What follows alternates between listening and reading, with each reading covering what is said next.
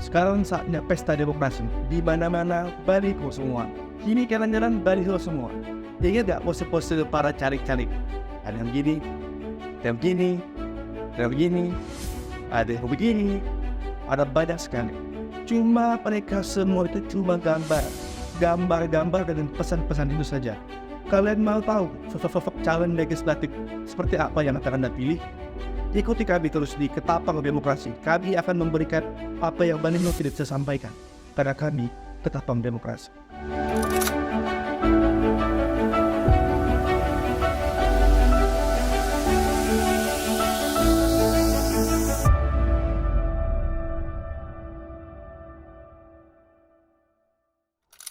Assalamualaikum warahmatullahi wabarakatuh. Kembali lagi dengan saya di Ketapang Demokrasi. Ketapang Demokrasi, kami akan memberikan apa yang Baliho tidak bisa sampaikan.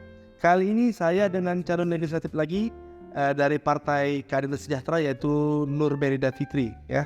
Assalamualaikum warahmatullahi wabarakatuh. Nama saya Nur Merida Fitri. Saya dari Partai Keadilan Sejahtera dan saya mencalonkan diri sebagai anggota legislatif tentunya dengan nomor urut 3, yakni di Ketapang 1 atau Dapil 1, yakni meliputi Delta Pawan, Muara Pawan, dan NHU. Yang pertama nih, latar belakang Anda bisa ceritakan? Baik, kalau ditanya latar belakang, sebetulnya jujur, saya bukan dari keluarga yang maksudnya memiliki pengalaman di bidang perpolitikan, bukan. Tapi dalam hal ini, saya memberanikan diri karena memang mengingat saya merasa saya memiliki potensi untuk bisa membangun Ketapang yang lebih baik. Seperti itu. Oke, Ketapang yang lebih baik. Artinya ada pembeda. Apa yang membuat Anda dari ratusan caleg? Apa yang membuat Anda berbeda dari caleg-caleg lainnya? Baik. Kalau ditanya yang membedakan saya dengan caleg-caleg yang lain, saat ini saya masih berumur 29 tahun, ya belum tua-tua amat lah. Tapi yang jelas, kalau misalkan ditanya yang membedakan saya dengan caleg-caleg yang lain, jelas saya mempunyai kemampuan untuk bisa berkomunikasi di kalangan muda. Tentunya dengan membangun dalam artian komunikasi-komunikasi yang bisa membuat anak muda itu menjadi lebih baik tentunya. Sehingga itu memudahkan saya tentunya untuk bisa maju menjadi anggota legislatif. Oke, anak muda, artinya fokusnya lebih ke anak muda. Fokusnya ke anak muda. Apa yang terjadi di dapil itu, anak muda di dapil Anda, apa yang terjadi dan apa yang akan Anda perbuat di dapil itu? Baik, kalau ditanya kenapa harus anak muda gitu ya, apa yang terjadi di dapil 1? Nah, sebenarnya gini, karena posisi dari dapil 1 ini kan cukup strategis ya. Kita punya Ketapang khusus bagian kotanya. Kota lah ya.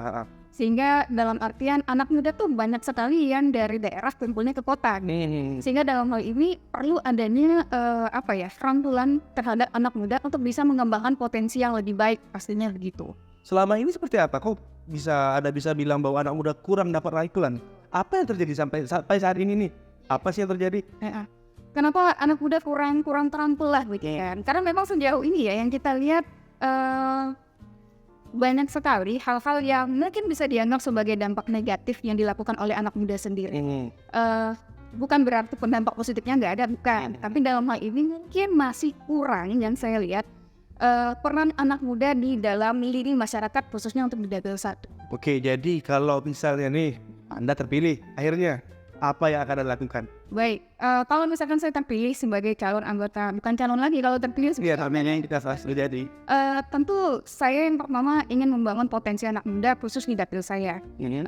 Baik itu dari bidang kreativitas mereka, olahraga, terus kemudian tentu saya akan memfasilitasi apa-apa saja yang memang menjadi kebutuhan anak muda. Baik itu misal seperti lapangan olahraga, terus kemudian juga sanggar-sanggar tari mungkin. Karena jujur saja untuk daerah Ketapang tuh sepertinya masih kurang untuk bisa membudayakan atau melestarikan kebudayaan daerah sekitar. Oh ya, itu memang benar bahwa memang sampai saat ini belum potensi anak muda masih belum bisa terekspos dengan baik dan benar gitu ya.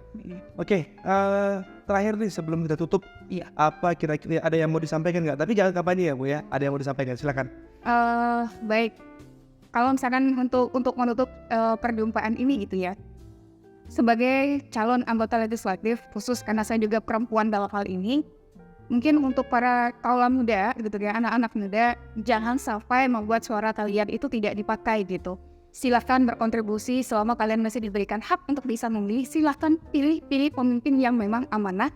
Terus kemudian juga silahkan lihat kembali track record dari siapapun pemimpinnya gitu ya, entah siapapun nanti yang akan menjadi atau duduk di kursi legislatif. Yang jelas sekecil apapun suara teman-teman, suara adik-adik, bapak-bapak, ibu-ibu, kakak, abang, semuanya itu akan sangat berdampak bagi pemimpin.